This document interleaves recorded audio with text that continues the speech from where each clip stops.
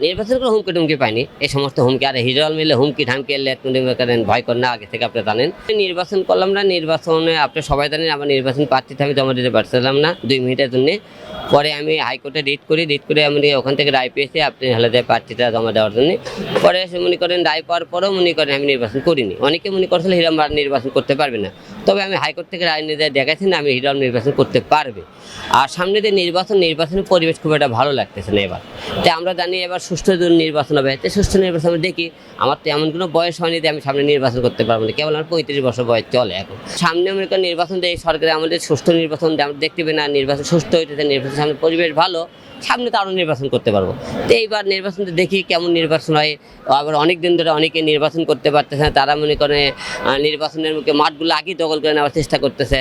তো এবার সুষ্ঠু নির্বাচন হয়, তাই সামনে আমরা নির্বাচনে অবশ্যই আবার আসবো আশা রাখতেছি। না, নির্বাচন করে হুমকি টুমকি পাইনি, এই সমস্ত হুমকি আর হিজল মিলে হুমকি ধামকি এলে করেন ভয় করেন না, আগে থেকে আপনি জানেন।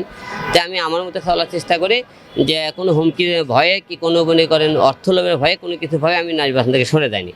নির্বাচনে এবার আমি সরে গেছি ইচ্ছে করে, যে নির্বাচন সামনে সুষ্ঠু নির্বাচন যদি হয়, সামনে আবার মনে করেন নির্বাচন তো আবারও হবে, তখন আসবার নির্বাচন আশা রাখতেছি। আসলে আমরা সামনে একটা সুষ্ঠু নির্বাচন আশা করতেছি, এবং আমরা মনে করি নির্বাচন সুষ্ঠু যদি হয়, যে জনগণের উপরে একটা আস্থা ফিরে আসবে সামনে, আর যে নির্বাচনগুলো হবে সেগুলো সুষ্ঠু হবে আশা রাখতেছি।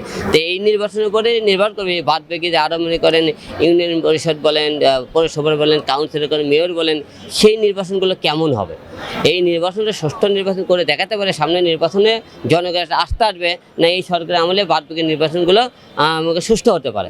আমরা সামনে নির্বাচনগুলো দেখার অপেক্ষায় থাকবো, আর এই নির্বাচনটা সবচেয়ে বড় নির্বাচন, সুষ্ঠু পরিবেশ আমরা দেখতে চাই। যেহেতু আমি সংসদ নির্বাচন করেছি, এর বিরুদ্ধে নিচে কোনো নির্বাচন করার কোনো প্রশ্নই ওঠে না। ভবিষ্যতে যে করে নির্বাচন করি, যে সংসদ নির্বাচনই করবো, এর বাইরে কোনো নির্বাচন করবো না।